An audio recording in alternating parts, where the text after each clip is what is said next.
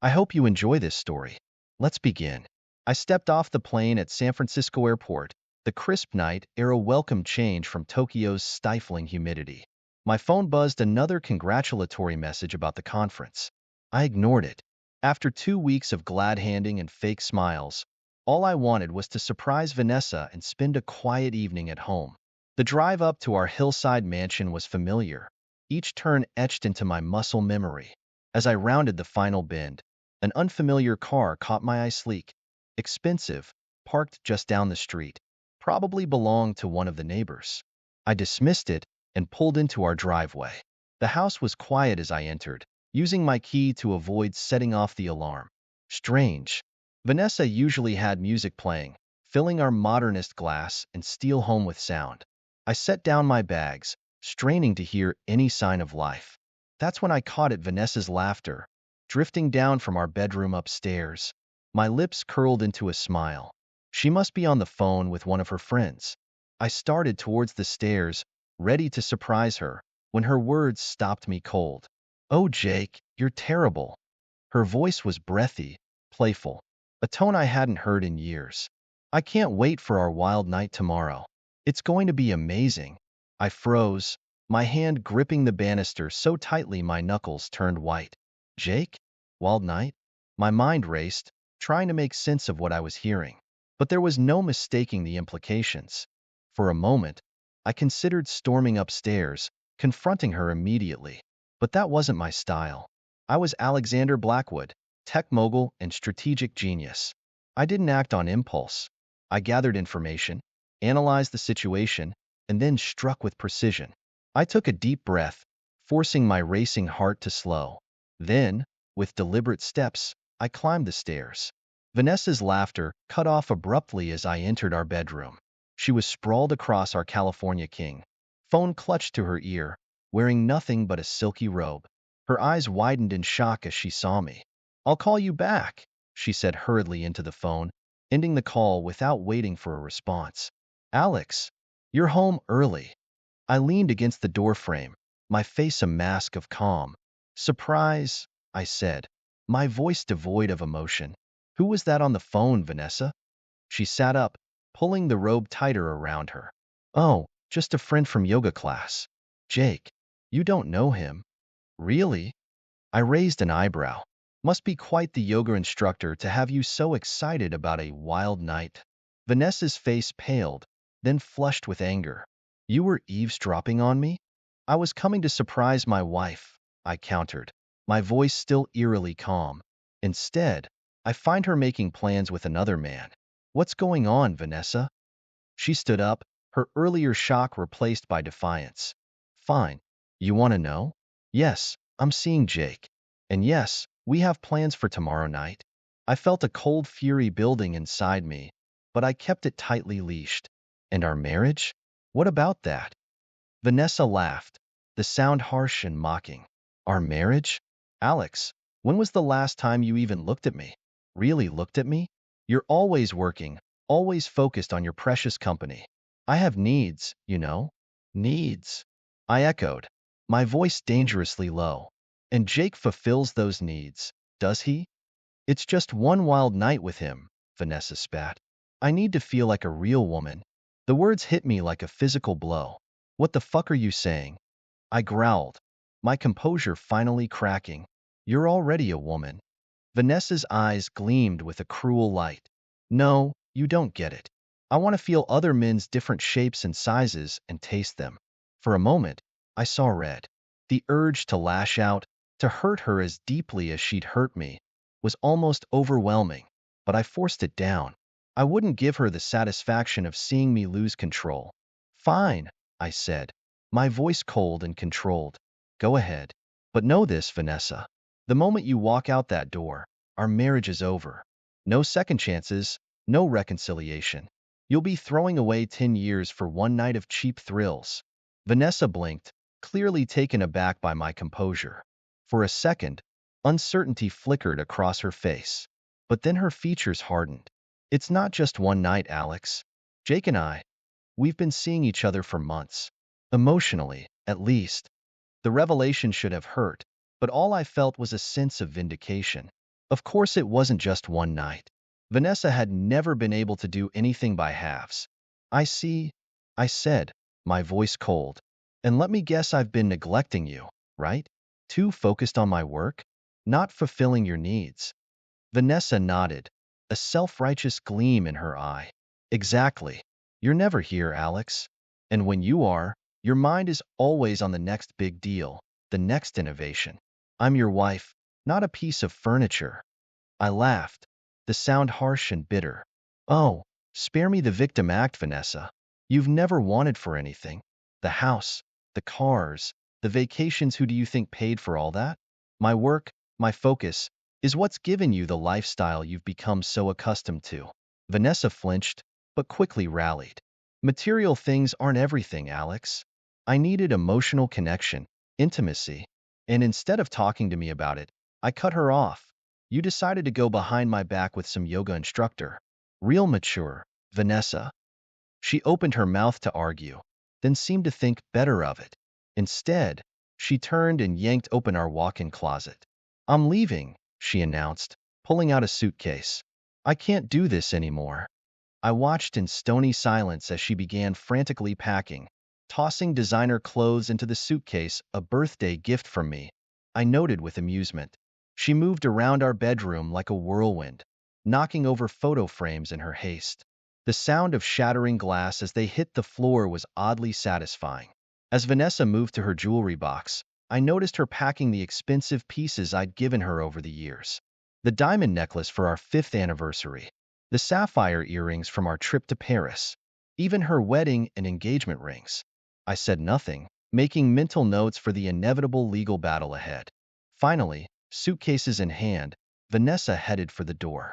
I stepped aside, my face impassive. I've already contacted my lawyer, I informed her calmly. Blake Thompson. You remember him. He'll be handling the divorce proceedings. Vanessa froze, her hand on the doorknob. For a moment, uncertainty flickered across her face. This clearly wasn't going how she'd expected. She'd probably anticipated tears, pleading, promises to change. Instead, she was faced with cold, implacable resolve. But then she lifted her chin, a familiar stubborn set to her jaw. Without another word, without even a backwards glance, she walked out. The door slammed behind her with a sense of finality. In the sudden silence of the house, I allowed myself a moment to breathe. 10 years of marriage ended in less than an hour. I should have felt devastated. Instead, all I felt was a cold, clarifying anger. I walked to the bar and poured myself 2 fingers of scotch, the expensive kind, a gift from a grateful client. As I sank into my leather armchair, I pulled out my phone and dialed a familiar number. Marcus Chun, my best friend and business partner, answered on the second ring. Alex? Thought you were still in Tokyo. Change of plans, I said, my voice steady despite the turmoil roiling inside me. I need you to come over. Bring the files on Project Oracle. There was a pause on the other end of the line.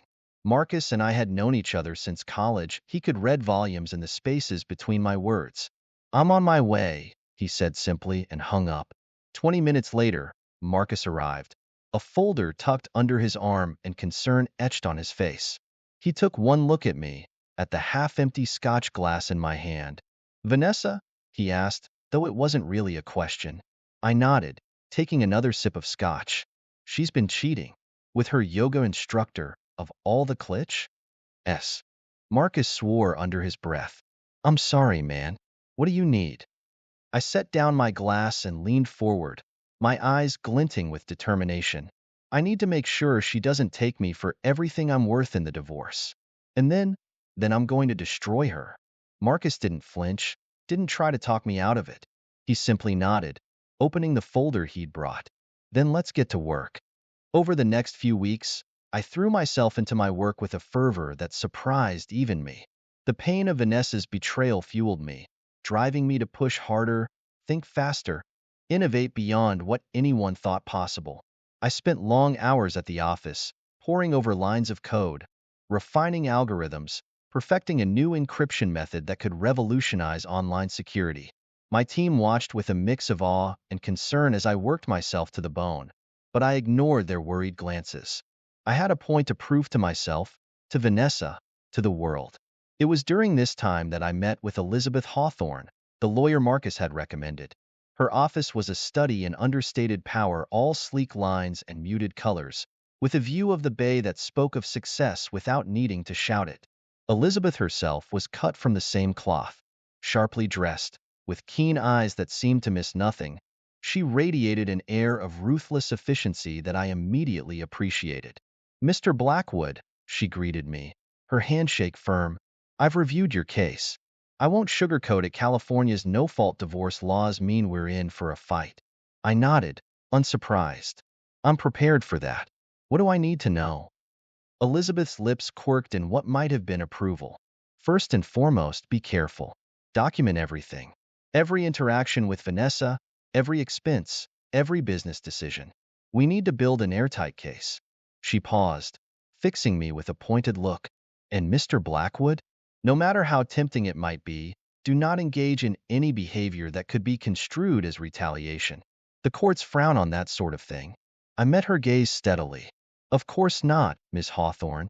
I'm a businessman, not a scorned teenager." Elizabeth nodded, seemingly satisfied. "Good. Now, let's talk strategy." We spent the next hour going over the intricacies of California divorce law, discussing potential pitfalls and planning our approach. By the time I left her office, I felt more in control than I had since that fateful night. A week after Vanessa's departure, as I was reviewing some financial reports in my home office, my phone buzzed with a text. It was from Vanessa, requesting access to our joint accounts for living expenses. I stared at the message, my finger hovering over the block button. The thought of her using my money to fund her new life with Jake made my blood boil. But Elizabeth's warning echoed in my mind. "Document everything. Be careful." Gritting my teeth, I transferred a substantial sum to Vanessa. It was a calculated move by providing for her now. I was setting the stage for a more favorable division of assets later, but that didn't make it any easier to hit send on the transfer. That evening, I met Marcus for drinks at our usual spot, a quiet, upscale bar with excellent scotch and discreet staff. As we settled into our usual booth, Marcus pulled out his tablet. "You need to see this," he said. I looked at the screen, feeling my jaw clench as I recognized Vanessa's Instagram profile. The most recent posts showed her at wild parties, draped over a muscular man I assumed was Jake. But it was the caption that really got me, "All thanks to my ex-husband who sponsors this." I knocked back my whiskey, welcoming the burn. "She's mocking me," I said, my voice low. Marcus nodded, his own expression hardening. "She is. But Alex, we can use this. Every post, every extravagant purchase, it's all evidence." I looked at my oldest friend, seeing the same cold determination in his eyes that I felt in my gut. "You're right," I said, a smile spreading across my face. "It's time we remind Vanessa and her boy toy exactly who they're dealing with." As we began to plot our next move, my phone rang. An unknown number. I almost ignored it, but something made me answer. "Alex? It's Melissa, Vanessa's sister." I frowned, putting the phone on speaker so Marcus could hear. Melissa and I had never been close. She'd always seemed wary of me, for reasons I'd never quite understood. "Melissa," I said, keeping my voice neutral. "This is unexpected." "I know," she said, her voice tight with what sounded like worry. "But there's something you need to know. It's about Jake." I exchanged a glance with Marcus, who leaned in closer. "I'm listening." "Jake Morello isn't just Vanessa's lover," Melissa said, the words tumbling out in a rush. "He's a con artist. He has a history of seducing wealthy women and bleeding them dry." For a moment, I was speechless. Then a cold, vicious satisfaction began to spread through me. "Tell me everything," I said, my mind already racing with the possibilities this new information presented. As Melissa spilled everything she knew about Jake's sordid past and his connections to organized crime, I felt the last pieces of my plan falling into place. Vanessa thought she'd outsmarted me, that she'd move on to a better life while leaving me in the dust. She had no idea what was coming. I leaned back in my leather chair, the glow of my computer screen casting shadows across my face. Melissa's words echoed in my mind. painting a picture of Jake Morello that was even more despicable than I'd imagined. A con artist with a history of seducing wealthy women. It was almost laughable how perfectly he fit the stereotype. But I wasn't laughing. No, a cold, calculating fury had settled in my chest, replacing the raw anger of betrayal. Vanessa thought she'd outsmarted me, running off with her boy toy. She had no idea what was coming. I picked up my phone, scrolling through my contacts until I found the name I was looking for. Samantha Reeves, private investigator. Her reputation preceded her: discreet, thorough, and not afraid to get her hands dirty. Perfect. Ms. Reeves, I said when she answered, my voice crisp and businesslike. I have a job for you. How soon can we meet? 2 hours later, I was sitting in Samantha's cluttered office. Maps and newspaper clippings covered the walls, and the air smelled faintly of cigarette smoke and coffee. Samantha herself was a sharp contrast to her surroundings, impeccably dressed, with keen eyes that missed nothing. So, Mr. Blackwood, she said, leaning forward, tell me about this Jake Morello. I laid out everything I knew, watching as Samantha's eyes narrowed with interest. When I finished, she nodded, a predatory smile playing at her lips. Oh, he's a slippery one. All right, she said. But don't worry, Mr. Blackwood. I'll find out everything there is to know about your wife's new boyfriend over the next week. I threw myself into work, pouring all my energy into our new encryption method. It was a welcome distraction from the storm brewing in my personal life. But every evening, I'd check in with Samantha, eagerly absorbing each new piece of information she uncovered. And what information it was! Jake Morello wasn't just a small-time con artist. He had ties to a sophisticated fraud ring operating up and down the West Coast. His pattern of seducing wealthy women was just the tip of the iceberg. By the time Samantha delivered her final report, I knew we had struck gold. It was time to put my plan into action. I called an emergency meeting with Marcus and Elizabeth, summoning them to the secure conference room in my office. As we gathered around the polished mahogany table, I could feel the tension in the air. What's this about, Alex? Marcus asked, his brow furrowed with concern. I smiled, a cold, humorless expression. It's time to take down Jake Morello, and Vanessa along with him. I laid out everything I'd learned, watching as Marcus's expression hardened and Elizabeth's eyes gleamed with professional interest. We need to protect your assets, Elizabeth said, her mind already racing with legal strategies. If Vanessa gets wind of this, she could try to claim a larger share in the divorce. Marcus nodded in agreement. We could create a shell company, he suggested. Transfer your most valuable assets there before the divorce is finalized. I looked at Elizabeth, raising an eyebrow. She hesitated for a moment, then nodded. It's aggressive, but doable. I'm impressed, Mr. Blackwood. You've clearly thought this through. That's not all, I said, leaning forward. We're going to make them think I'm spiraling out of control, vulnerable, ripe for the picking. I outlined my plan to cultivate a public image of a man on the edge, showing up to work disheveled, skipping important meetings, being photographed stumbling out of bars late at night, all while secretly meeting with the CEO of a promising biotech startup, investing heavily in a potential cancer treatment breakthrough. Marcus grinned, catching on quickly. And while they think you're falling apart, we'll be setting the stage for their downfall, I finished. Elizabeth looked between us, a slow smile spreading across her face. It's risky, she said, but if we pull it off, we'll destroy them, I said, my voice cold and certain. Over the next few weeks, we put our plan into motion. I played my part to perfection, stumbling through board meetings and public appearances like a man on the verge of collapse. Meanwhile, Marcus worked behind the scenes, leaking carefully crafted stories to the press about our company's supposed financial troubles. The plan worked even better than we'd hoped. Within days, Vanessa reached out to Elizabeth, worried about her potential divorce settlement. I allowed myself a small, vicious smile when I heard the news. My ex-wife had taken the bait, but that was just the beginning. Using an encrypted email account, I sent an anonymous tip to Jake about a non-existent investment opportunity in a new cryptocurrency. The message was crafted to look like insider information accidentally sent to the wrong person. Jake, ever the opportunist, took the bait hook, line, and sinker. Through carefully placed spyware, I watched as he began researching the fake cryptocurrency, falling deeper into my trap with each passing day. While Jake was distracted by his get-rich-quick scheme, I was making real moves. In a private dining room of San Francisco's most exclusive restaurant, I met with Dr. Emily Chun, CEO of a promising biotech startup. "Mr. Blackwood," she said, her eyes shining with enthusiasm as she laid out her company's groundbreaking research. "This treatment could change everything. We're talking about a potential cure for certain types of cancer." I listened intently, asking pointed questions and running the numbers in my head. By the end of our meeting, I was convinced. This was the real deal. "I'm in," I told her, shaking her hand firmly. "Let's make history, Dr. Chun."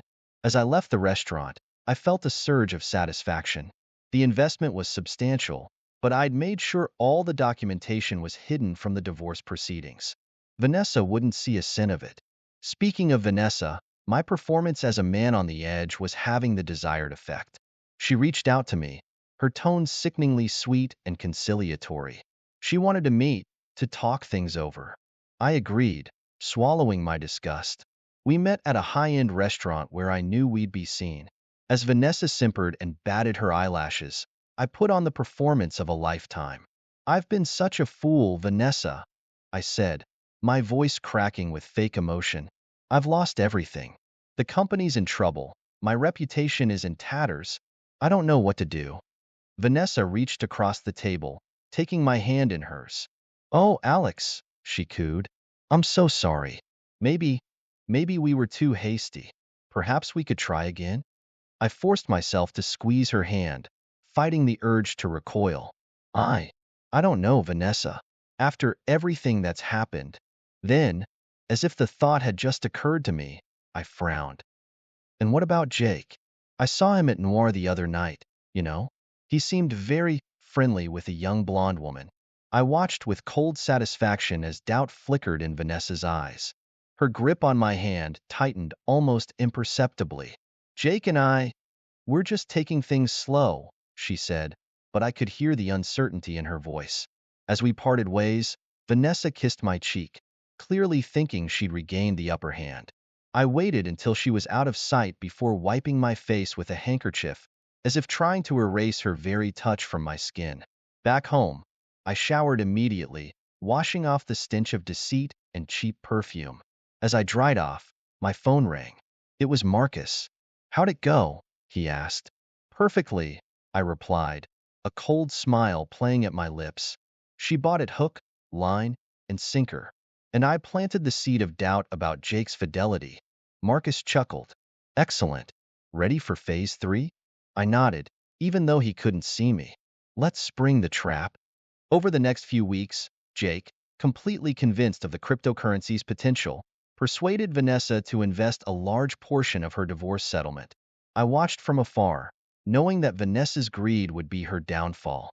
Meanwhile, through a series of carefully orchestrated chance encounters, I ensured that Jake overheard mentions of my company's impending bankruptcy. I used trusted employees to spread the word in Jake's favorite haunts, upscale gyms, and exclusive clubs. Jake, seeing an opportunity to profit from my misfortune, convinced Vanessa to invest even more in shorting my company's stock. Vanessa, still believing she was outsmarting me, agreed readily. As Jake and Vanessa committed more and more of their resources to these fake opportunities, my biotech investment with Dr. Chin started to pay off. The company announced a major breakthrough in their cancer research, causing our stock to skyrocket. Simultaneously, the fake cryptocurrency Jake and Vanessa had invested in crashed spectacularly. News broke of it being an elaborate scam, leaving thousands of investors penniless. I imagined Vanessa's face as she watched her fortune evaporate overnight. The thought brought a cold smile to my lips. The final act of my plan unfolded even better than I could have hoped. Panicked and nearly broke, Vanessa confronted Jake about their losses. The argument quickly escalated, with Vanessa accusing Jake of infidelity based on my earlier insinuations. Jake, feeling the pressure from all sides, revealed his true colors. In a fit of rage, he admitted to using Vanessa for her money and connections. Before she could react, Jake disappeared. taking what little cash they had left. I sat back in my office, savoring the sweet taste of victory. Vanessa had lost everything: her lover, her money, her dignity. It was more than I could have hoped for. But fate, it seemed, had one more surprise in store. A knock at my office door pulled me from my thoughts. I looked up to see Samantha Reeves standing there, but something was different. Gone was the cool, professional demeanor of the private investigator. In its place was the sharp, no-nonsense stance of law enforcement. "Mr. Blackwood," she said, her voice crisp, "we need to talk." I raised an eyebrow, gesturing for her to come in. "What's this about, Ms. Reeves? Or should I say, Agent Reeves?" She smiled, a predatory expression that reminded me of a shark. "Very perceptive, Mr. Blackwood. I'm actually an undercover FBI agent. I've been building a case against Jake Morello and his associates for years." I leaned back in my chair, my mind racing. "I see. And my revenge plan provided us with the final pieces of evidence we needed," she finished. "You've inadvertently helped us bring down a major fraud ring operating across multiple states." I nodded slowly, processing this new information. "So what happens now?" Agent Reeves fixed me with a steady gaze. "That's up to you, Mr. Blackwood. You can work with us to bring Jake to justice, or you can step back and let us handle it from here." I considered my options carefully. Working with the FBI could be risky. There was always the chance that my own less-than-legal actions could come to light. But stepping back now, when I was so close to completely destroying Jake and Vanessa, that didn't sit well with me either. I looked at Agent Reeves, a slow, cold smile spreading across my face. "Tell me, Agent, how can I help?" And we spent hours exchanging details, and the work was done. I stood at the window of my penthouse office, watching the San Francisco skyline glitter in the fading light. The past few months had been a whirlwind of carefully orchestrated chaos, and now, finally, I was ready to savor the fruits of my labor. My phone buzzed, a text from Marcus. "Turn on the news. Now." I flicked on the massive wall-mounted screen, and there it was. Jake Morello's face plastered across every major network, his expression a mix of panic and rage as FBI agents led him away in handcuffs. The ticker at the bottom of the screen told the story: massive fraud ring uncovered, hundreds of millions stolen. A cold smile played at my lips. Phase 1, complete. As if on cue, my phone rang again. This time, it was Vanessa. I let it go to voicemail, imagining her desperation as she realized her world was crumbling around her. Let her stew for a while longer. I poured myself 2 fingers of scotch and settled into my leather chair, pulling up the latest reports from our biotech investment. The news was even better than I'd hoped. Dr. Chin's team had made a breakthrough that was set to revolutionize cancer treatment. Our stock was about to go through the roof. Just then, my office door burst open. Vanessa stormed in, her designer outfit wrinkled and her makeup smeared. She looked nothing like the polished socialite who'd walked out on me months ago. "Alex," she gasped, her voice trembling, "you have to help me. Jake, he's gone. He took everything." I leaned back, taking a slow sip of my scotch. "And why exactly would I help you?" Vanessa's eyes widened, a hint of her old manipulative charm creeping into her expression. Because I made a mistake, Alex. I see that now. You were the best thing that ever happened to me. We can start over, can't we?" I had to admire her audacity. Even now, backed into a corner, she was trying to play me. But I'd spent months preparing for this moment. I wasn't about to let her honeyed words sway me. "Sit down, Vanessa," I said, my voice cold and controlled. "Let me tell you a story." Over the next hour, I laid out every detail of my plan.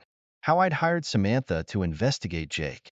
How I'd created the fake cryptocurrency and fed Jake the inside information. How I'd orchestrated my own public downfall while secretly investing in the biotech firm. With each revelation, I watched the color drain from Vanessa's face. By the time I finished, she was shaking, her carefully constructed world lying in ruins at her feet.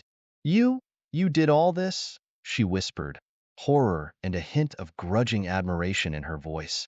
I smiled, a predator's grin. "I told you the night you left, Vanessa.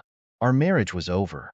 Did you really think I'd let you walk away with half of everything I've built? Vanessa opened her mouth to respond, but before she could, there was a knock at the door. Two men in dark suits entered, flashing FBI badges.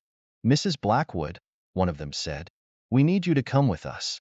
We have some questions about your involvement with Jake Morello. I stood, straightening my tie. Gentlemen, I'm afraid I have a meeting to attend.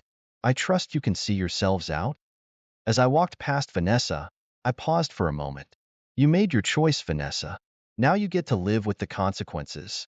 The look of utter defeat on her face as the FBI agents led her away was almost worth the months of planning and maneuvering.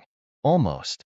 Over the next few weeks, I watched from afar as Vanessa's world continued to implode.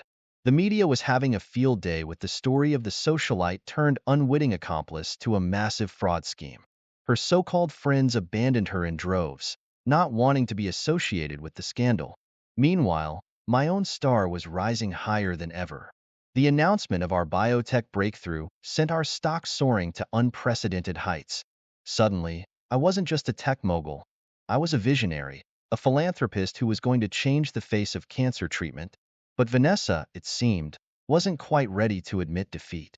As I was leaving a board meeting one afternoon, Elizabeth called.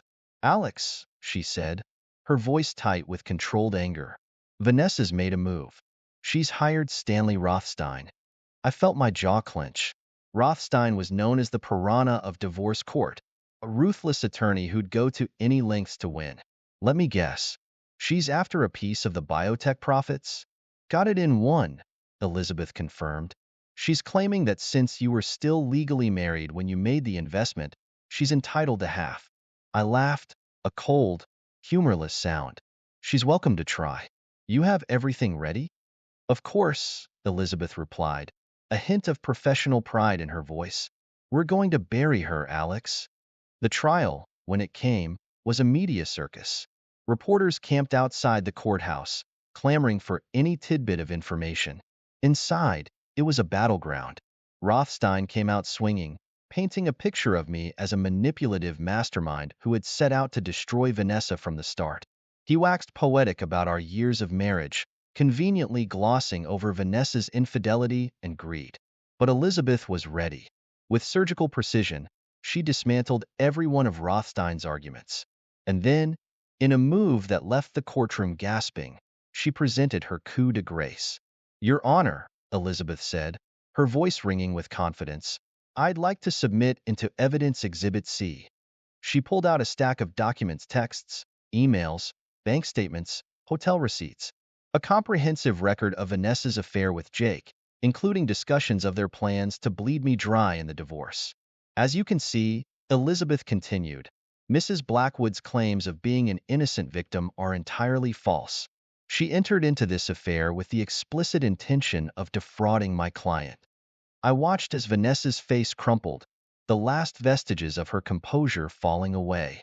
Rothstein was on his feet, objecting vehemently, but I could see in the judge's eyes that it was over. In the end, the ruling was even more in my favor than I dared to hope. Not only did I retain all of my assets, including the full profits from the biotech investment, but the judge recommended that the DA's office look into charging Vanessa for her role in Jake's schemes. As we left the courthouse, reporters swarmed around us, shouting questions. I held up a hand for silence. Justice has been served, I said simply, then allowed my security team to usher me into a waiting car, leaving Vanessa to face the media barrage alone. 6 months later, I stood on the balcony of a high-end hotel, surveying the glittering crowd at the annual Tech for Humanity Gala. The past year had transformed me from a mere successful entrepreneur into a symbol of resilience and integrity in the cutthroat world of tech. I caught snippets of conversation as I moved through the crowd, my name mentioned in hushed, admiring tones. Blackwood handled it all with such grace, doubled down on innovation even in the midst of personal turmoil, changing the face of cancer treatment. I allowed myself a small smile. All of this, was the true victory, not just destroying Vanessa and Jake, but rising from the ashes stronger than ever. Mr. Blackwood? I turned to find a striking woman in her early 30s looking at me with keen interest. She held out her hand. Olivia Kingsley. I'm a researcher in quantum computing. I shook her hand, intrigued. Dr. Kingsley, your work on entanglement-based encryption is fascinating. Her eyes lit up. You're familiar with it? I'd love to discuss a potential collaboration. Your expertise in cybersecurity, combined with our quantum computing breakthroughs, we could revolutionize data encryption.